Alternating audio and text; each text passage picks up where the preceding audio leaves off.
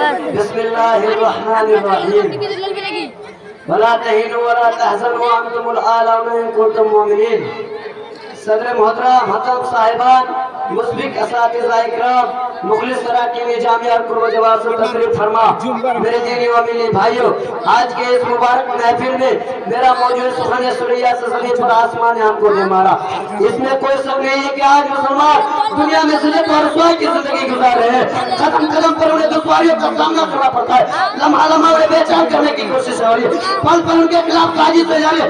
کل تک جو قوم دنیا کا مہمان کی پیام دیتی تھی اور بھلا وہ کامیابی کی راہ دکھاتی تھی، وہ آج دنیا کی نظر میں دہشت گرد ہو گئے۔ کل تک جس دن کو بھلا وہ کامیابی کا ضامن سمجھا جاتا تھا اور جو دن انسان کو تباہی کے دہانت سے بچا کر اسے اعلیٰ مقام پر فائز کرنے کے لیے آیا تھا، آج اسے اس انت کے لیے خطرہ کہا جاتا ہے اور اس کے پیروکاروں کو ذلیل و رسوا کیا جاتا ہے۔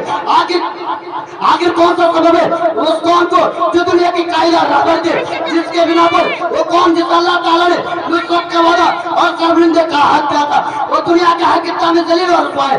آئیے غور کرتے اور اس فیل تعجبی کا پتہ لگانے کی کوشش کرتے ہیں جس کی وجہ سے آج ہماری یہ حالت ہے۔ تھوڑی دیر تک اپنے جہانوں کو تھکانے اور غور و فکر کے سمندر میں اپنا سکوتا لگانے پڑے، وہ سبب ایک نمایاں ہو جاتا ہے اور جہان بے اختیار اللہ تعالیٰ کے ساتھ پر جا کر رکتا ہے۔ وَلَا تَهِنُوا وَلَا تَحْزَنُوا وَأَنْتُمُ الْأَعْلَوْنَ إِن كُنتُم مُّؤْمِنِينَ۔ مزید اللہ تعالیٰ کا ایک کلام بھی ہمارے اوپر نمایاں ہوتا ہے، وَالْعَصْرِ إِنَّ الْإِنسَانَ لَفِي خُسْرٍ إِلَّا الَّذِينَ آمَنُوا وَعَمِلُوا الصَّالِحَاتِ وَتَوَاصَوْا بِالْحَقِّ وَتَوَاصَوْا بِالصَّبْرِ۔ چنانچہ معلوم ہوا کہ ہم اپنی اس حالت کے ذمہ دار خود ہیں، کیونکہ اللہ تعالیٰ نے ان لوگوں کو فلاح فرمانے کا وعدہ کیا ہے جو مومن ہے، جو عمل صالح کرتے ہیں، گویا نصرت خداوندی کے لیے عمل صالح ایمان کرتے ہیں، گویا نصرت خداوندی کے لیے عمل ایمان کرتے ہیں۔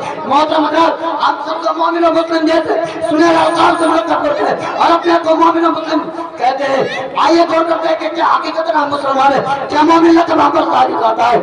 یہ ایک مومن و مسلم کا کام ہوتا ہے کہ جب اللہ تعالیٰ کا کوئی بھی فرمان ہے یا اللہ کے رسول صلی اللہ علیہ وسلم کا کوئی فرمان پیش ہو تو بے چوکرا باسے ہو جس کو قبول کرے، لیکن ہم ایسا نہیں کرتے۔